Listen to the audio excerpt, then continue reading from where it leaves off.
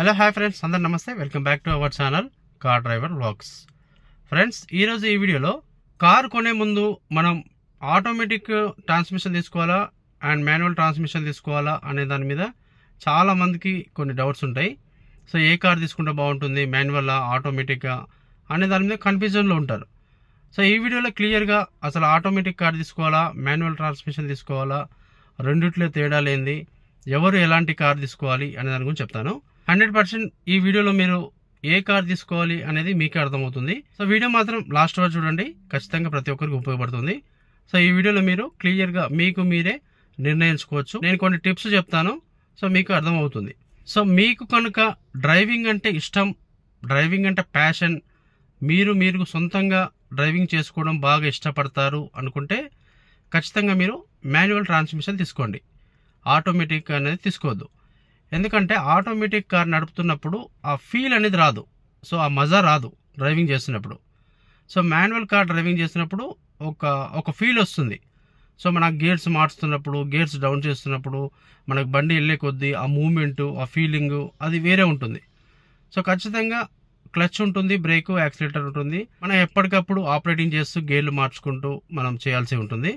So దాన్ని చాలామంది ఇష్టపడతారు మాన్యువల్ ట్రాన్స్మిషన్ డ్రైవ్ చేస్తానికి. సో ఆటోమేటిక్ కార్లో అలా ఉండదు, క్లచ్ ఉండదు, ఓన్లీ బ్రేక్ అండ్ యాక్సిలేటర్ రెండే ఉంటాయి. మనకు గేర్స్ మార్చడం ఉండదు. సో ఒక్కసారి మన ఆటోమేటిక్ కార్ యొక్క గేర్ లివర్ని డ్రైవ్ మోడ్లో పెట్టేసిన తర్వాతకి ఇక మనకి లెఫ్ట్ హ్యాండ్కి అండ్ లెఫ్ట్ లెగ్కి పనే ఉండదు. ఓన్లీ మనకు right side hand and right side leg మాత్రమే పని ఉంటుంది. మనకు అంత యాక్టివ్ అయితే ఉండదు ఆటోమేటిక్ నడుపుతున్నప్పుడు. సో అది అలా వెళ్తూనే ఉంటుంది అన్నట్టు. మనం ఎంత స్పీడ్ అయినా ఎంత స్లో అయినా ఒక్కసారి మనం డ్రైవ్ మోడ్లో పెట్టినప్పుడు మనం అలా డ్రైవ్ చేసుకుంటూ వెళ్తూనే ఉండాలి. సో ఖచ్చితంగా మీకు డ్రైవింగ్ అంటే ప్యాషన్, ఇష్టం ఉన్న వాళ్ళు ఖచ్చితంగా మాన్యువల్ ట్రాన్స్మిషన్ తీసుకోండి. లేదు నాకు డ్రైవింగ్ చేయడం పెద్దగా ఇష్టం ఉండదు, నాకు ఆఫీస్ పర్పస్కి అండ్ అప్పుడప్పుడు ఫ్యామిలీతోని బయటకు వెళ్తానికి అవసరానికి తప్ప నాకు పెద్ద ఇష్టం ఉండదు డ్రైవింగ్ చేయడం. సిటీ ట్రాఫిక్లో ఎక్కువగా తిరుగుతూ ఉంటాను, హైదరాబాద్లో ఆఫీస్కి ఇంటికి తిరుగుతుంటాను. సో నాకు పెద్దగా ఇష్టం ఉండదు అనుకున్న వాళ్ళు ఖచ్చితంగా మీరు హైదరాబాద్ ట్రాఫిక్లో బాగా తిరుగుతున్నారు అనుకుంటే మీరు ఖచ్చితంగా 100% ఆటోమేటిక్ ట్రాన్స్మిషన్ తీసుకోండి. సో హైదరాబాద్లో ట్రాఫిక్ అనేది ఏ విధంగా ఉంటుందో ఇక్కడ ఉన్న వాళ్ళకి ఖచ్చితంగా తెలుస్తుంది.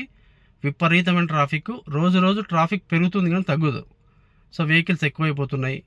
సో అంత ట్రాఫిక్లో మనం ఆ మాన్యువల్ ట్రాన్స్మిషన్ నడపాలంటే పెద్ద రిస్క్ అన్నట్టు, చాలా ఇబ్బంది అవుతుంది. అంత ట్రాఫిక్లో బంపర్ టు బంపర్ ట్రాఫిక్లో అంతసేపు మనం డ్రైవింగ్ చేస్తున్నప్పుడు క్లచ్ అనేది నొక్కి వదిలి కాలు నొప్పి వస్తుంది, పెద్ద ఇరిటేషన్ వస్తుంది ఆ ట్రాఫిక్లో డ్రైవింగ్ చేయాలంటే. సో అలాంటి వాళ్ళు ఖచ్చితంగా ఆటోమేటిక్ ట్రాన్స్మిషన్ తీసుకోండి. లేదు మేము కారు కొని కారుకు ఒక డ్రైవర్ని పెట్టుకొని శాలరీ ఇచ్చేంత స్తోమత కూడా ఉంది అనుకునే వాళ్ళు ఖచ్చితంగా మాన్యువల్ ట్రాన్స్మిషన్ తీసుకోవాలి. ఎందుకంటే డ్రైవింగ్ చేసేది మీరు ఎలాగో డ్రైవర్ని పెడుతున్నారు కనుక అతని డ్యూటీ డ్రైవింగ్ చేయడం. సో ఖచ్చితంగా అతని ప్రొఫెషనల్ డ్రైవింగ్ కాబట్టి 100% మీకు అక్కడ ఆటోమేటిక్ ఉన్నా మాన్యువల్ ఉన్నా డ్రైవింగ్ చేయాలి, తప్పదు. ఇప్పుడు నేను 2 కార్లలో మైనస్లు ఉన్నాయి, ప్లస్లు ఉన్నాయి. సో ఎలాంటి మైనస్లు ఉన్నాయి, ఎలాంటి ప్లస్లు ఉన్నాయి, ఆటోమేటిక్ కార్లో ఎలాంటి ప్లస్లు ఉన్నాయి, మాన్యువల్ కార్లో ఎలాంటి మైనస్లు ప్లస్లు ఉన్నాయో మీకు క్లియర్గా చెప్తాను. మనం ఒక ఆటోమేటిక్ ట్రాన్స్మిషన్ కార్ కొనాలంటే మాన్యువల్ ట్రాన్స్మిషన్ కంటే ఆటోమేటిక్ కార్ అనేది రేట్ అనేది కొంచెం ఎక్కువగా ఉంటుంది. ఆటోమేటిక్ కార్ డ్రైవింగ్ చేయడం చాలా ఈజీ, మాన్యువల్ కార్తో పోలిస్తే ఆటోమేటిక్ కార్ అనేది డ్రైవింగ్ చేయడం చాలా సులభం, చాలా ఈజీ అన్నట్టు. అండ్ అదేవిధంగా ఆటోమేటిక్ కార్ అనేది మైలేజ్ అనేది తక్కువ వస్తుంది మాన్యువల్ ట్రాన్స్మిషన్ కంటే. ఒక 3 కిలోమీటర్ల నుంచి 4 కిలోమీటర్లు మైలేజ్లో తేడా ఉంటుంది. సిటీ ట్రాఫిక్లో మనం డ్రైవింగ్ చేస్తున్నప్పుడు ఎంత బంపర్ టు బంపర్ ట్రాఫిక్ ఉన్నా మనం చాలా ఈజీగా చక్కగా మనం హ్యాండిల్ చేస్తూ డ్రైవింగ్ చేయొచ్చు. సో కారు ఆగిపోతుందనే కంగారు ఉండదు, కారు అస్సలు ఆగిపోదు. సో ఆటోమేటిక్ కార్ సిటీ ట్రాఫిక్లో డ్రైవింగ్ చేయడం చాలా సింపుల్ అన్నట్టు. అండ్ సెల్ఫ్ డ్రైవ్ చేసుకునే ఓనర్స్కి అండ్ లేడీస్కి ఆటోమేటిక్ కార్ అనేది చాలా బెస్ట్ అన్నట్టు. అండ్ మాన్యువల్ ట్రాన్స్మిషన్ తీసుకున్నట్టయితే ఆటోమేటిక్ ట్రాన్స్మిషన్ కంటే మాన్యువల్ ట్రాన్స్మిషన్ అనేది రేట్ అనేది తక్కువగా ఉంటుంది. సో మనకు మాన్యువల్ ట్రాన్స్మిషన్ నడపాలన్నప్పుడు ఖచ్చితంగా ఊరికే మన గేర్లు అయితే మారుస్తూ ఉండాలి. మాన్యువల్ ట్రాన్స్మిషన్ అనేది మైలేజ్ అనేది ఆటోమేటిక్ కంటే ఎక్కువ వస్తుంది. ఖచ్చితంగా ఒక 3 నుంచి 4 కిలోమీటర్లు మైలేజ్ అనేది ఎక్కువ వస్తుంది. సో ఈ విధంగా తేడాలు అయితే ఉంటాయి. సో మీ పర్పస్ ఏంది, మీరు ఏ విధంగా డ్రైవ్ చేస్తారు, ఎక్కడ డ్రైవ్ చేస్తున్నారు, సో మీ బడ్జెట్ ఎంత ఉంది, మీరు మాన్యువల్కి వెళ్ళాలా ఆటోమేటిక్ వెళ్ళాలా అనేది మీరే నిర్ణయించుకోవచ్చు. సపోజ్ మీరు సిటీ ట్రాఫిక్లో డ్రైవింగ్ చేస్తుంటారు, రెగ్యులర్గా తిరుగుతుంటారు అనుకుంటే మీరు ఆటోమేటిక్ వెళ్ళండి. ఎందుకంటే ఇవాళ రేపు వచ్చే అన్ని కార్స్ ఆటోమేటిక్ వేరియంట్స్ ఎక్కువ వస్తున్నాయి.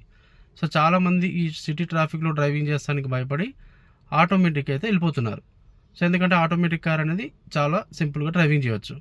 అండ్ లేడీస్ ఉంటారు, సెల్ఫ్ డ్రైవ్ చేసుకుంటే ఓనర్స్, వాళ్ళు కూడా కేవలం ఆఫీస్ నుంచి ఇంటికి, ఇంటి నుంచి ఆఫీస్కి, ఎప్పుడో వీకెండ్స్లో ఫ్యామిలీతో సరదాగా తిరుగుతానికి కార్ అనేది తీస్తారు కనుక, డ్రైవర్ పెట్టుకోరు కనుక, గడ్డ మీద డ్రైవ్ చేసినప్పుడు కార్లు వెనుకకు రావడం, సో ఇలాంటివన్నీ ఉంటాయి కనుక ఆటోమేటిక్ అయితే ఎలాంటి గొడవ ఉండదని సో చాలామంది ఆటోమేటిక్ కార్లు తీసుకుంటానికి ఎక్కువ ఇష్టపడుతున్నారు. మాన్యువల్ ట్రాన్స్మిషన్ కంటే ఆటోమేటిక్ కార్కి ఇవాళ రేపు కొంచెం డిమాండ్ అనేది ఎక్కువ ఉంది. డీజిల్ వెహికల్ ఆటోమేటిక్ కార్ ఉందంటే కొంచెం మనకు రీసేల్ వాల్యూ కూడా ఎక్కువ వస్తుంది. సో ఎందుకంటే చాలామంది మాన్యువల్ అనేది ఇప్పుడు ఇష్టపడతలేరు, ఎందుకంటే ట్రాఫిక్ అనేది పెరిగిపోతుంది.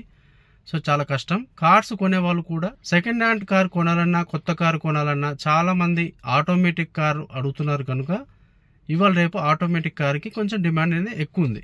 సో ఆ విధంగా ఇన్ని విధాలుగా మీరు ఆలోచించుకొని మీకు ఏది సూట్ అవుతుందో, మీరు ఎంత తిరుగుతున్నారు, సో వీటన్నిటిని మీరు దృష్టిలో పెట్టుకొని మీకు మీరు సొంతంగా మీ అవసరం ఏముంది, ఏ కారు కొనాలి అనే దాని మీద మీకే క్లారిటీ వస్తుంది. సో ఇది ఫ్రెండ్స్ వీడియో నచ్చినట్లయితే ప్లీజ్ కంపల్సరీ ప్రతి ఒక్కరు లైక్ చేయండి, షేర్ చేయండి, మన ఛానల్ సబ్స్క్రైబ్ చేసుకోండి. Thanks for watching my video. Thank you so much.